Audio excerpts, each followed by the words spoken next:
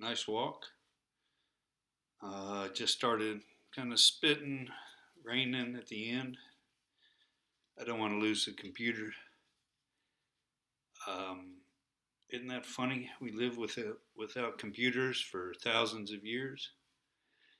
And now, if we didn't have access to the internet, we feel lost and bored.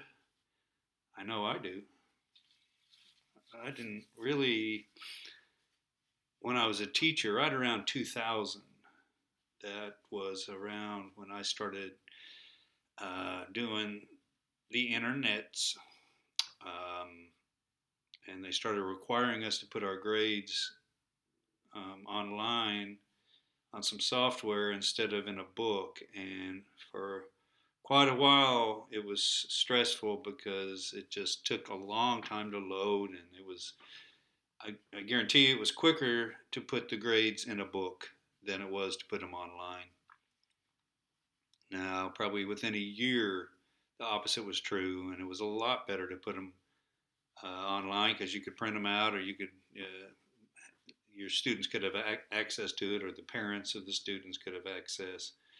So yeah, it's a better thing. It's better, um, but it's just funny. What was I? Over 40. I was, let's say, 40 years old. Never had a computer till I was 40, and now at 63, if I don't have one, it's a stressor because there's so much you can do and learn and communicate, and including what I'm doing right now. Uh, this is easy, and I like that. Um, so yeah, I think being friendly is just a basic human need, quality of humanity, of civilization. I got back to the hotel and there was two ladies and a guy standing outside, and they weren't that far apart. They were far apart enough where I could walk between them, and that's what they expected me to do because they didn't move. And they're doing their own thing, and I'm walking up the little stairs and just saying howdy, or hello. I forget what I said. Zero, nothing, no communication. And I just thought, I don't know who you are, but you're not very, you don't have very good manners. Just manners. Just hello, how you doing? I said hello, excuse me, even though I didn't even need to say excuse me because they were standing where they shouldn't be, right at the entrance of the hotel.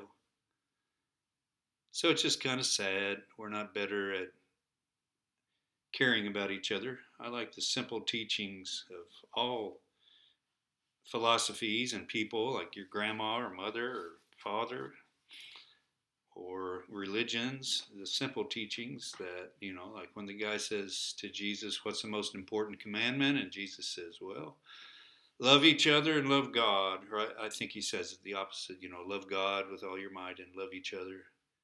And if God created us, then loving each other is part of loving God, God's creation. And taking care of the earth would be part of that. Um, and if you're not friendly, if you don't say hello and maybe even how you doing, are you really loving each other like the number one commandment is to love each other? If you're just avoiding each other and no communication, and yeah, just sad. Like the guy that I talked to in Amsterdam seemed to feel some loneliness. When he said, I think in America there's more of a feeling of neighborhood, and part of me was like, well, I don't know if that's true, but maybe we look at other places and see the good, and and think the bad in our lives is it accentuates that or something. I don't know, but we've created this world of politics and economics, which drive everything, because you will not live without food and water and housing and safety.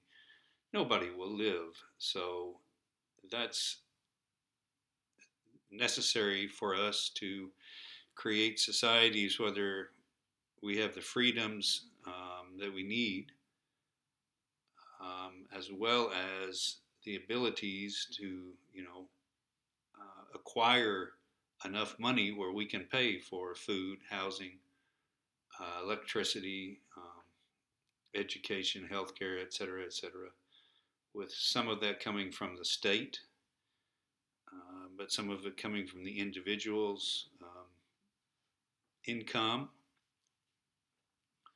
China might say we have the best way, or Russia, we're communist and we take care of everybody and everybody's taken care of and everyone's equal. I mean, that's not true at all.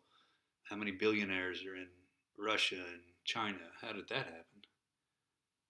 And you can't really have a civilization unless you have your basic human rights: freedom of speech, freedom of the press, information, freedom of religion. Do you want to pray? How do you want to pray? If you don't want to pray, that's fine. Freedom of assembly, to let people know, that you're serious about your needs. Uh, what's France? Liberté, fraternité, and equalité. Egalite. But they talk about being equal, and they're not that equal, and they fight more than we do. Uh, there's all sorts of strikes.